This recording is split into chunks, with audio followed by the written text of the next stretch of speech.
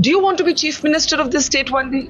100% no, madam. If I had to ask Mr. Annamalai to describe himself in one sentence, I am like that. what will be a successful result for you? For me, BJP has to cross 20% alone and we have to reach somewhere near 25%. That is a test for us as a party. Was it more difficult to be a police officer or is it more difficult to be a politician? You cannot afford a single mistake. You are in the press all the time. One word can go wrong. You are very conscious.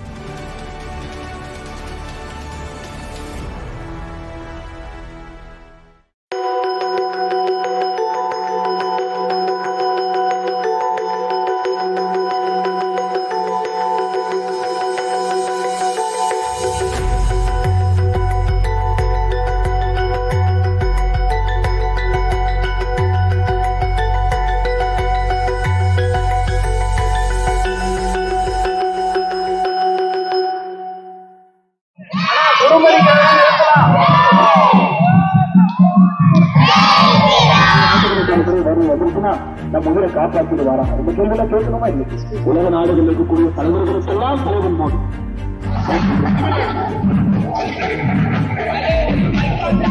நடப்பு முடியும், ஏழை சமுதாயத்தை முன்னேற்ற முடியும் என்ற தமிழக நாடு கம்யூனிஸ்டும் பேசிக்கொண்டிருந்தாங்க.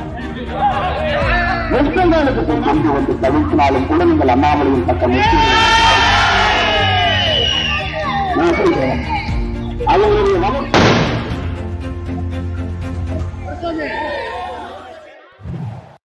It's late at night in Coimbatore and we have just returned from following and tracking Mr. Annamalai on his campaign trail in Coimbatore. And I have to say that I have witnessed absolute hysteria and complete sort of desperation among people to get to him. I saw people clambering on his open vehicle, giving him little letters of their grievances, people pushing against each other just to get a glimpse of him. He's very much the man of the moment, the man in the hot seat, and the man carrying the expectation of his party that somehow, sir, you are going to turn around the fortunes of the BJP in Tamil Nadu. Are you feeling the pressure? Madam, this is a party that believes in hard work. BJP is always an incremental hard-working party. We do one booth at a time, we rise and rise. If you look at Tamil Nadu story, even during the Jansang day, it was a very hard-working party, And many a time the narrative were against us. The other party had superior leaders. When you had leaders like Dr. M.G. Ramachandran, leaders like Madam Jayalalitha, who stand for certain things, who are seen as nationalists. When BJP is also operating in the same space, it becomes very tough for the party to grow, naturally. Yeah. Because those leaders are very tall and almost the same things they say. Now, of late, especially after DMK has come to power, we see a lot of hope for the party. Because we are behaving as a very aggressive opposition party and the cadre strength has grown big. Thanks to Modi ji, from 2014, the party is only growing in Tamil Nadu. And I believe 2024 Lok Sabha election will be the culmination of a lot of hard work we have put, madam. Now, I must tell you, Mr. Annamalai, sir, that every evening when we do our show, our audience will say, when are you going to interview Mr. Annamalai? We want to see Mr. Annamalai on Mojo Story. So I have to say thank you, and our audience is really going to be pleased to see you. I saw a lot of young people desperate to meet you. And it's almost as if they didn't understand that you're fighting a national election. I think in your speech, you also tried to explain that. They're coming with little bits of paper, little presents for you, flowers for you, women, girls. How do you cope with it all and what are you promising? We promise them change. And today is a reflection of a lot of things we have done over the last many years, madam. And the people of Tamil Nadu are desperate for a common, grounded leader, like a boy next door, who they can touch, they can feel. Here it is. Do you think of yourself as an ordinary guy? I'm a very ordinary guy. I live a very ordinary. I mean, you have cult status right now. You're the rock star of Tamil Nadu. No, madam. I'm a very ordinary person. And when I'm a politician, of course, there is a responsibility to me. Once I get out of the car, I'm just a very normal person. I come from a family like that. My father and mother still work in the farm. I go back, I live in my farm. My father and mother does the normal work daily. And they were doing it before I was in the seat. They will do it 10 years from now, wherever I am. And of course, my wife, she minds her business and nobody has seen my wife's face also. We live a very normal family. So when I come here, I get grounded because I come into a home that is very normal. And more importantly, madam, Tamil Nadu people, it is all very filmy style. You have big people or people who are made up and all those things. The common people wants to touch you, hold you, talk to you, listen to their grievance, and at least hear their emotions. Of course, I give them time. I'm very particular about it. Children, women, I give a lot of my time, though it is a lot of strain on me because from a campaign vehicle, you just have to hung down and touch that little kid. They want to bring the kid to you. I'm just a normal person, but still they think I have to give blessings to that kid. And I just, every time I say my thanks to the Lord, to the God, to the Almighty, just to say that we live in a very privileged space. A lot of people trust you. People open up their heart to you. I can only be myself, madam, and wherever God takes you, He takes you. If I had to ask Mr. Annamalai to describe himself in one sentence, you've given me one sentence. I'm a very ordinary man. Use an adjective. Apart from ordinary, how would you describe your distinct characteristic as a politician? Straightforward, madam. I don't mince words. I sense that in you. I'm like that, and I'm not that edges are smooth and very nice and diplomatic, not at all that kind of guy. But can such kind of guys last in politics? I don't know, madam, but everything in life, everywhere there is an exception. And probably I think I'm that exception. Now, let me ask Mr. Annamalai the key question. He says he stands for change. What will that change look like? If you are able to make a significant electoral dent in these elections, which obviously you're hoping for, what will you do differently that is different from the DMK, from the AIADMK, from the Congress? We want to bring politics to the common man, madam. The common man and Tamil Nadu politics is so distant, it's so vast. And everybody thinks because of their superior symbol value in Tamil Nadu, unlike other states, Tamil Nadu, the election value is so superior. A party like DMK or AIADMK, they always claim we are always a 30% party, no matter the leader. Mm-hmm. So what happened that after a point of time becomes an arrogance. You don't listen to the ground. You don't keep your ears to the ground. So BJP were very different. We want to be very humble all the time and be with the ground only. When you are losing for us, if you see, madam, BJP in Tamil Nadu, if you look at our performance, every day we work. There's nothing called rest day. Every day some party work, some booth work, this work, that work, Shakti Kendra work. We just finished a 8-month grueling yatra. Straight away we are in the election. And we are giving a hope to the people to say, look, we are with you.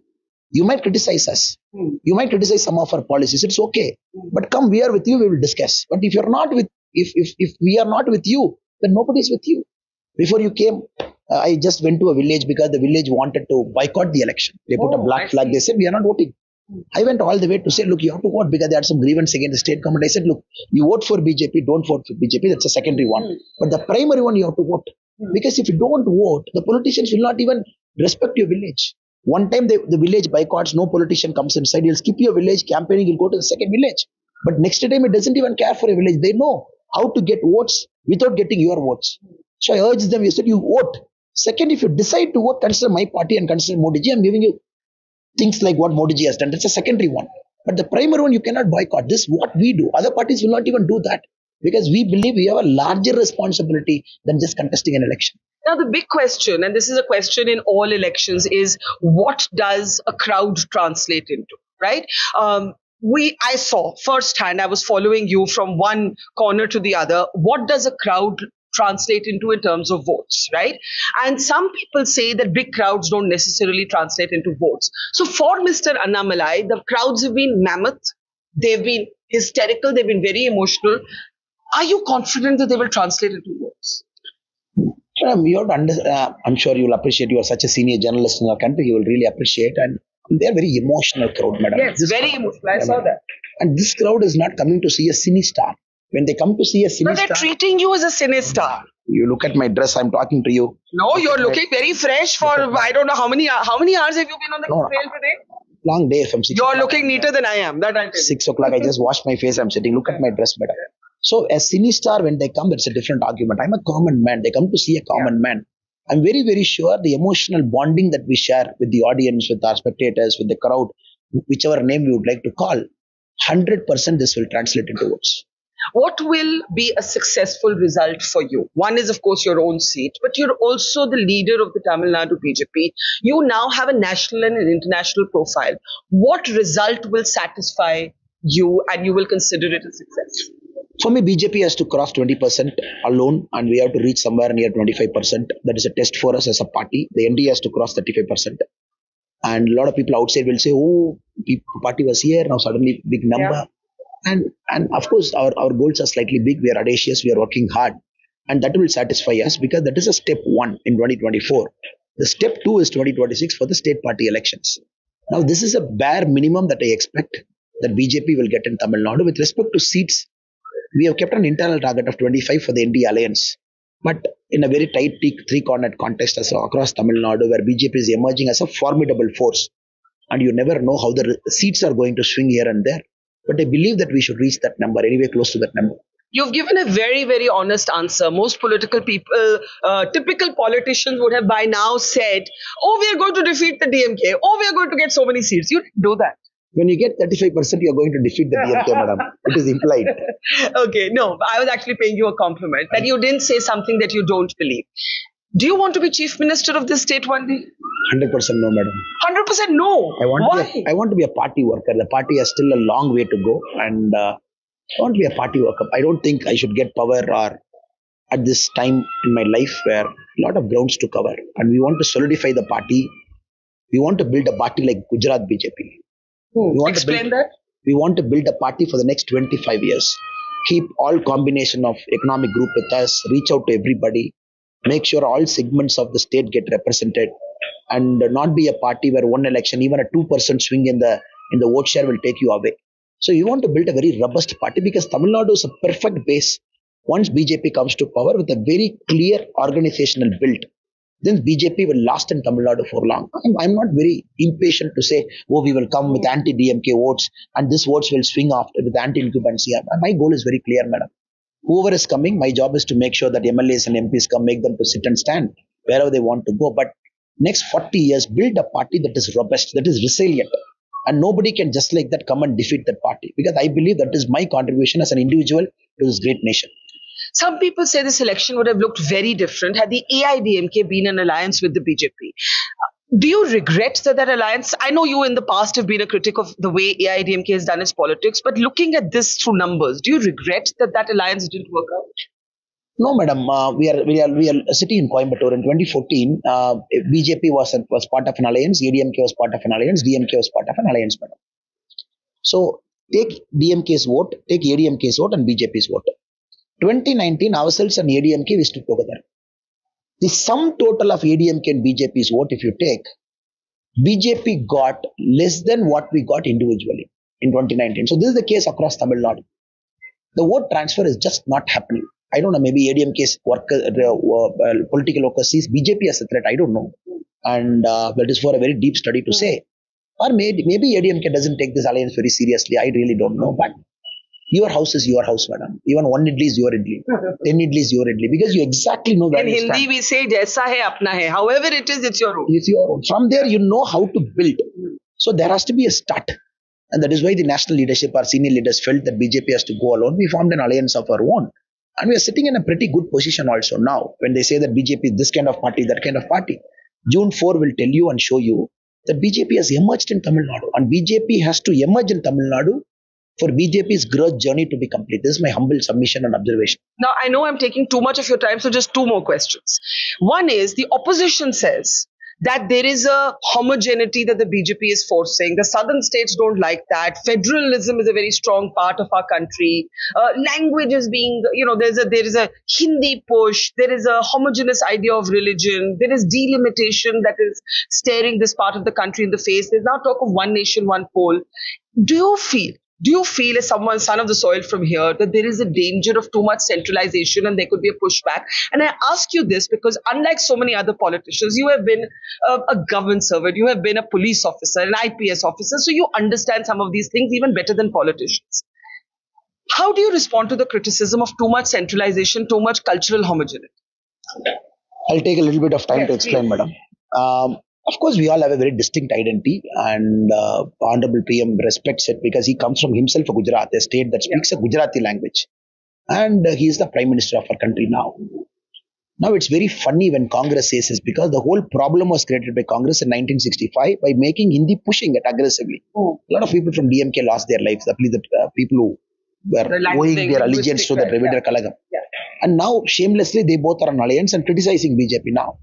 And BJP, I am a BJP karyakarta. Yeah. And I speak to Honorable PM in English with my broken Hindi, whatever is possible. And PM's response to be in English.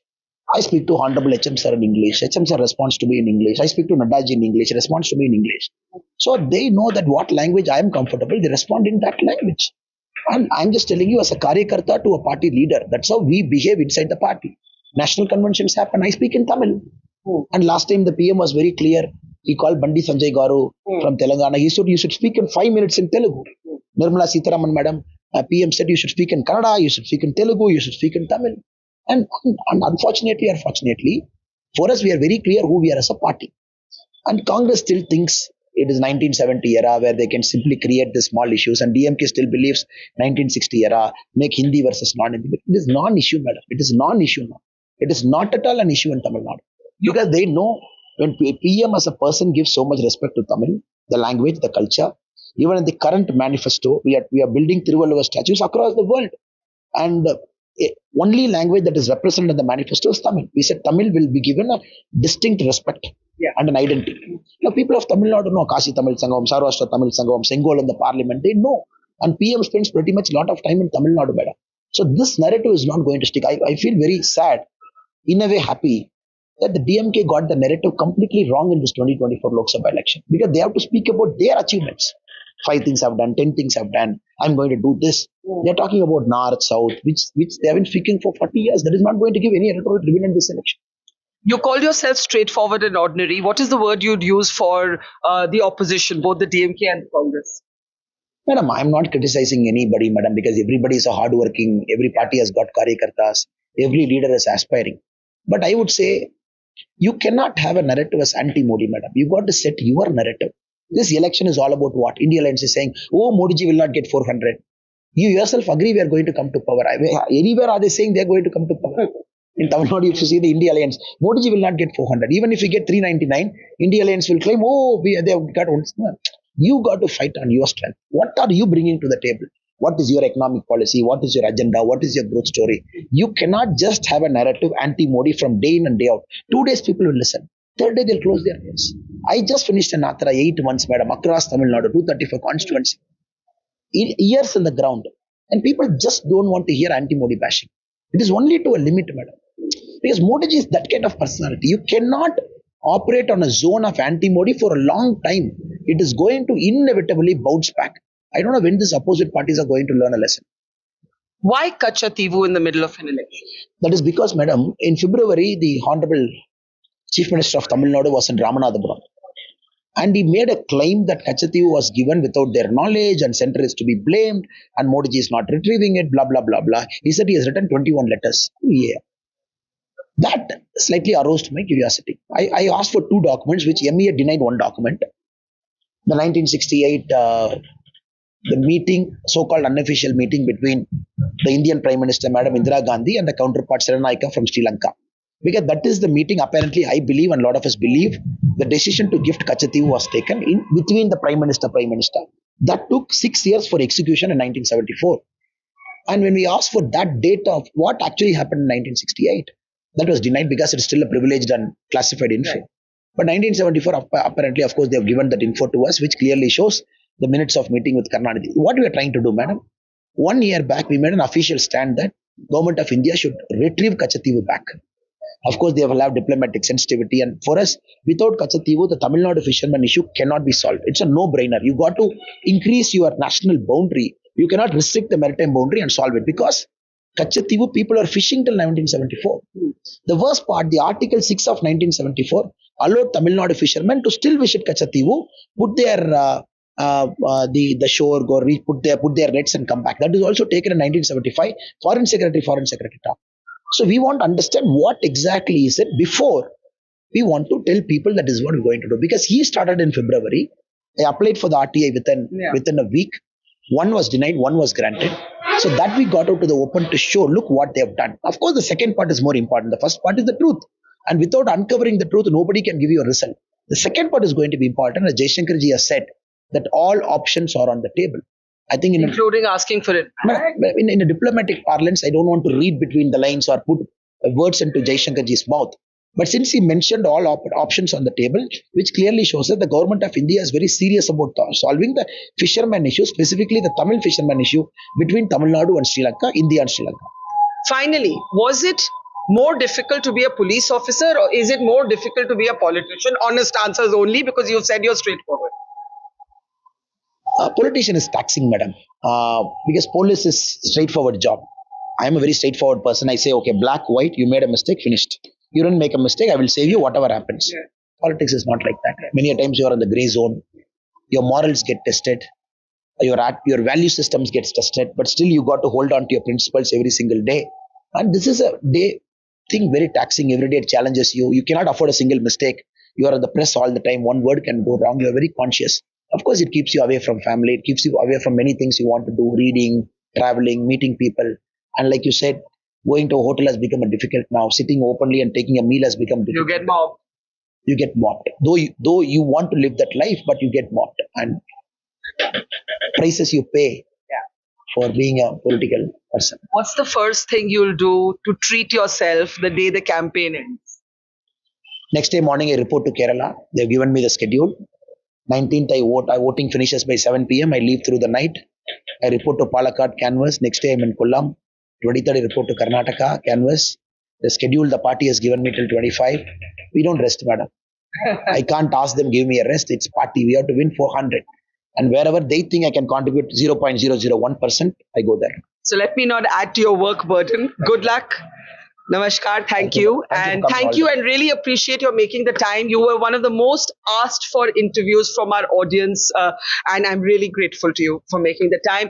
Annamalai, they're saying no rest for him. The first phase may be ending, but he's on his way to Kerala. Then he's on his way to Karnataka. I rightly described him as very much the man of the moment. He may say he's an ordinary guy. I can agree with the straightforward part, but not with the ordinary guy anymore. Thank you so much, sir. Thank you. Thank you. Namaskar and hello everyone. Welcome to a ride through the heart and the soul of India.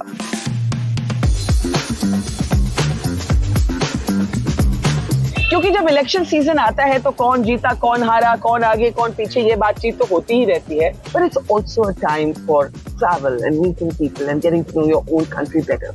So, welcome to the dhabas of democracy, where every bite tells a story, where every conversation will spice up your day.